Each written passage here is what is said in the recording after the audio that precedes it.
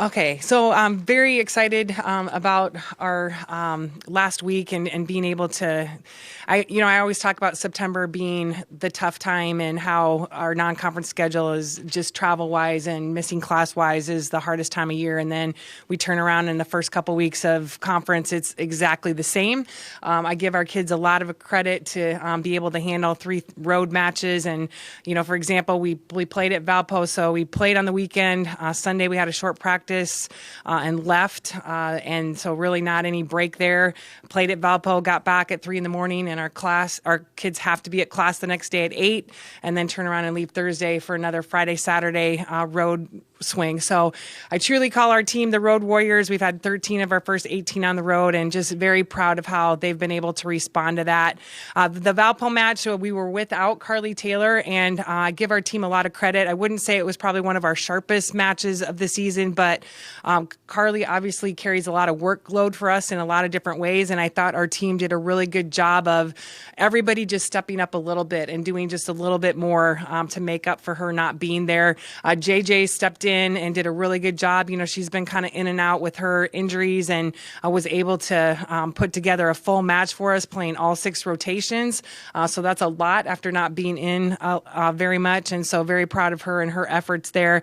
Kaylissa was amazing that night. She led our team in kills as a freshman and also hit at a very high percentage.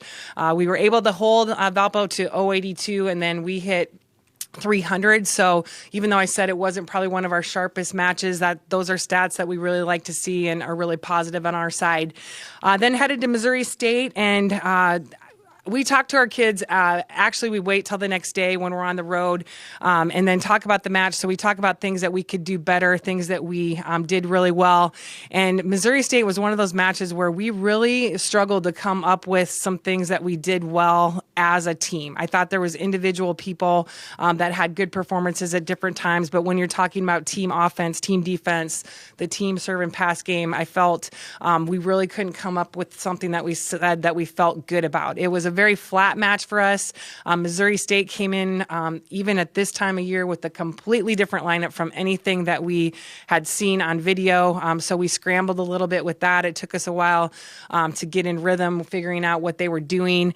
But I guess the positive part of that was we were able to still find a way to score enough points to win that match. So we kind of looked at that being the positive side. And we really challenged our kids with that. It's not a time of year that we feel we should be playing flat, or some of the things that were happening on the offense and defense shouldn't be happening. And they really stepped up to the challenge, because on Saturday, I felt we played the exact opposite that. We were very inspired with our play. I thought every part of our game was really strong. The serve and pass game was probably the strongest it's been all year. So a lot of positive things happening against Southern. I thought we served.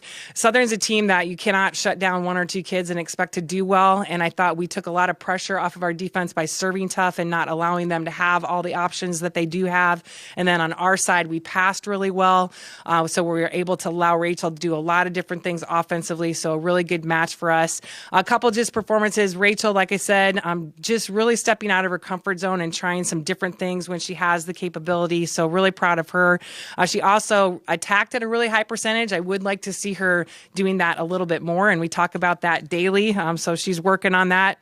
Kate Buswitz, I think, is just getting more and more comfortable with her role of just playing whatever, whenever is what I kind of call it. And she's really getting to the point where she has a lot of different shots in all the different places that she plays. And then Carly, usually I'm up here talking about her double-doubles and the number of kills that she has. But I would just like to commend her on her passing performance on Saturday. She really struggled on Friday. And to be able, I feel like sometimes passing can be a really mental part of the game. And she really turned around on Saturday, had the best passing performance of her career. I look at teams to serve her a lot because they want to try to get her tired. They want to try to get her out of it because she brings so many other things to our team. They served her 28 times. The next closest, I think, was 8.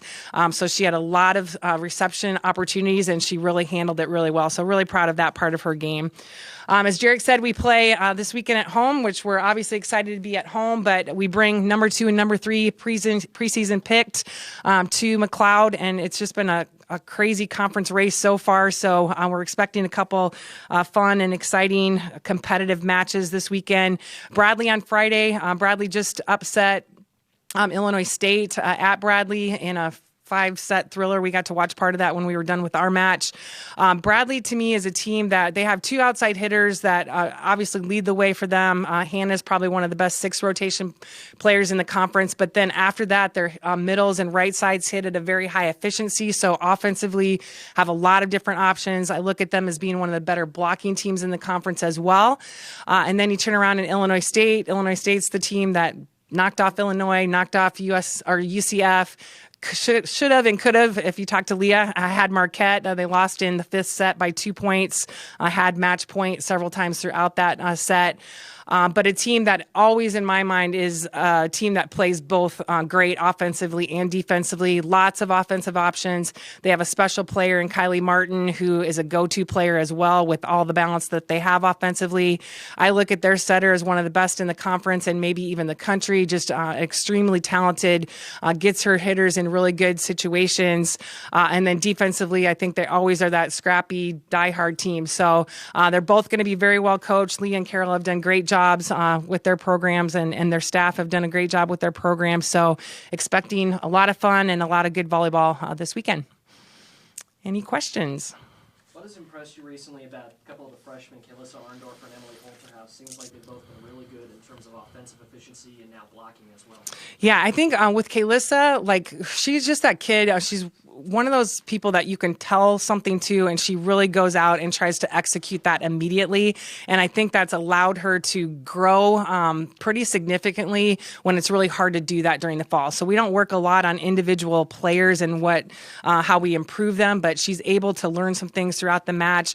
She's had a couple different shot that she's improved on, which has added to her game. So if they take something away, she's able to do something else. Blocking, we've just been working on a lot as a team. So obviously they're getting a lot of opportunities to improve in blocking. And then Emily is just one of those, she's a very physical player. So she's going to get a lot done with the physical part of her game. And I'm most impressed with Emily because she's a little bit like Kate in terms of sometimes we have her in the middle, sometimes we have her on the left, and not probably quite as much as we do with Kate.